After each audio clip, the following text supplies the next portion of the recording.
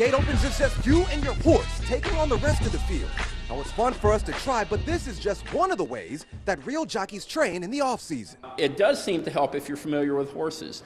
People just have a little more comfort with it. But after a couple of rides, almost anybody, if they get their balance here, if they watch the screen, if they time the other horses when they take off, then they can win the race. It's like a big video game, and the mechanical horse is your controller. The screen is where you gauge your horse's balance and monitor their energy. But on the track, that's where the real strategy comes into the horse racing. When do you tell your horse to give it all they've got? But if the jockey's in an awkward riding position, it won't even matter. It throws everything off.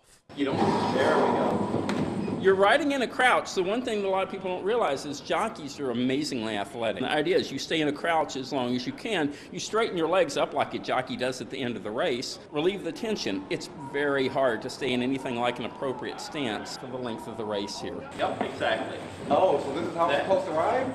That's how you're supposed to ride. The whole idea is to bring the public closer to the sport of horse racing by letting us all experience how much fun jockeys have while learning every little decision they have to make on time to secure that victory lap into the winner's circle. People come off this, as one guy said, that's the last time I'll ever criticize a jockey. He stopped a second and then said, until I lose my next bet. I think it's a great experience for people who usually get to bet but don't get involved in the sport. You get to appreciate something of what is involved.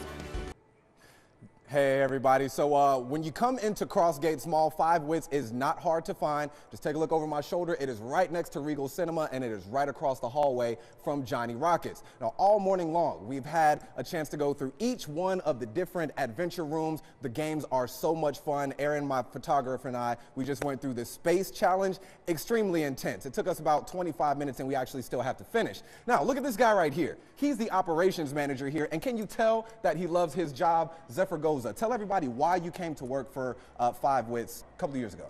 Well, honestly, I did it because it's really, really fun. I first went through one of our attractions as a guest. I went through the original Tomb in Boston, and it was so much fun. I thought, hey, I want to work here, and here I am. Now, there is a reception because you guys opened last month, but there is a formal reception tonight from 6 to 8. Tell everybody what that reception is going to be like. So that's going to be our VIP grand opening. It's an invite-only event, so we'll be closing the store down here in the mall about 4 o'clock. That event we expect to run from about 6 to 8 p.m. There's going to be speeches, there's going to be a ribbon cutting ceremony. It's going to be a very kind of black tie formal event, so We're really excited to have it. Now, as far as Five Wits goes, it seems like this is the future of gaming, virtual reality, physical interaction. So what would be your sentiments to somebody watching? You know, maybe they don't want to give it a try. Why would you tell them to come to Five Wits? I would tell them to come to Five Wits because it is completely unlike anything else you've ever done. It's all real, it's all hands-on. If you've ever wanted to live inside a video game or experience like a real-life movie, it's kind of like that. You actually take part in that plot as you go through. Gotcha. Now, pricing, how much does it cost, and does it cost extra if you want to go in with your own group of friends and not complete strangers? Yeah, so we do general admission pricing, so we build teams out of different groups of people that go through, which is $19.99 per person to do one, $29.99 to do all three.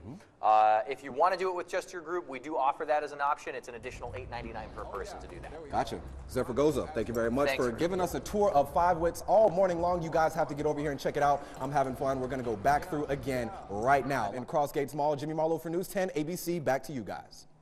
Sure. Oh, man. Great view. Man, you can see the whole track from up here. Everybody should see this. From the roof of the clubhouse, there's a vantage point like none other. You can really appreciate all of the hard work that goes into everything going on simultaneously at the track. Part of the legacy, it's staying up to date with an all-new roof on the Mutual building, which has a shiny new copper finish to go along with new shingles and new wooden supports underneath. But there are so many small things that have been at the track since it was built, and some of these works of art you just wouldn't see unless you were told to look for them. Oh no, I was trying to look for some of the stuff that's in this article, and oh look, right here. Red horses carved into the wood, right there, been there forever. There are 9 horse heads that are carved into wood. Biggest day. I've never noticed them until today. And the same goes for all of the metalwork that must have taken hours, piece by piece, to finish decades ago. You can find fountains, horses grazing, and of course horses racing in color, as some of this historic metalwork has been recently refinished to lengthen their lifespan. The more you know, the more you can appreciate. All right, so here's this yellow line that's in the middle of the grandstands that actually separates the grandstands from the clubhouse. It also separates time. To my right, you've got the newer version that is in metal buttressing. Take a look to the left. This is the original clubhouse, and all the buttressing underneath is wood. Now, the Saratoga racetrack is known for great horse racing and traditions galore, but you've got to keep your head on a swivel to catch all of these little treasures. The buildings, the stables, they all have their own story and they all have their unique details. So it's important to look up and look around and not just at all the horses, because it's a great venue. The ice cream challenge has kicked off, and the first stop is Lickety Split in East Greenbush. The question is, how much ice cream can I eat this morning? It's delicious, but it does melt, so I always recommend, if you have small children, get a dish. This is what you're going to be looking for, the big snowman in the sky. Coffee ice cream with crushed up Oreos. We put all the Oreos in by hand, so there's chunks of Oreos in it. Absolutely delicious. You're not lying, John.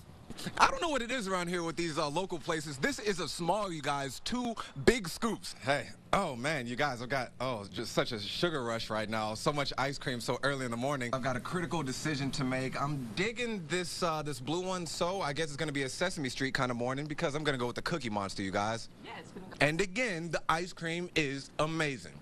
I'm still working on this cone from stop number 3, which was Max over in Watervliet, and now we're just about to pull up to the next stop, which is Frank's. Well, we got chocolate vanilla, orange and vanilla, strawberry, raspberry, and we have a whole bunch of heart flavors. This is stop number 5. My stomach's getting a little bit heavy. You know, I'm not used to eating this much sugar this early in the morning, so I'm trying to stay hydrated and whatnot. So I'm gonna go ahead and take my cone, but there are some other things that you wanted to show people. We have our pup cup, which we absolutely love when people bring their dogs here. Now, another thing that's huge is this huge ice cream stand with 9 different ice cream windows. Really easy to get to because we're on Route 9. The ice cream is great, you guys. This is stop number 6 on the ice cream challenge. Let's take a look at the sign when you're riding down State Street. That's the sign you're going to be looking for. We hooked it up with the red, white, and blue sprinkles. You know, we have these available all the time, but for 4th of July, we feel it's only right to keep them going. And it tastes just like cheesecake. But over here at Curry Freeze, they do hard serve ice cream. So we've got Mr. Bob here, and he's already ready with the good stuff. Oh. If it looks red, white, and blue, somehow it tastes just like it looks. A little bit of brain freeze. It's the ice cream challenge, red, white, and blue for the 4th of July. You guys, go to Google, go to news10.com, and find out the addresses for all of these great places, because just like Bob, there are so many that represent great ice cream just like this. But for now, back to you guys.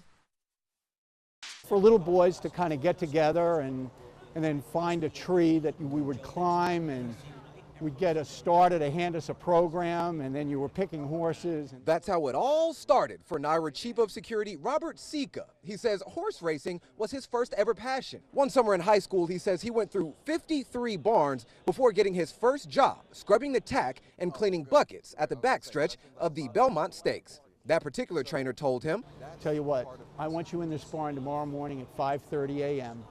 This is 7 days a week." Now, this is May of 1971. 7 days a week, and I'll pay you $15 a week. That same thorough work ethic, along with some pretty stellar test scores, eventually landed him a job working for the Secret Service. I understand the backstretch life. I worked there for 8 years, all through high school, all of college. I understand that space. I certainly understand event planning. I understand physical security. I understand how to run a security force. And so I think all of that experience that I had in the Secret Service is kind of complementing the role that I have now. Sika says every day he wakes up, he's concerned about the security at the track, just like when he was at the White House. Not because something is going to go wrong, but because it's his job to consider the possibilities and plan to make sure that they don't happen, so you can enjoy your afternoon. We have great partners in Saratoga Springs Police Department, the New York State Police, a wide range of public safety folks, fire department. It's really a team effort, and you try to leverage those partnerships and their capabilities that they bring and apply them in a very layered way, and conceptually that's how you do it.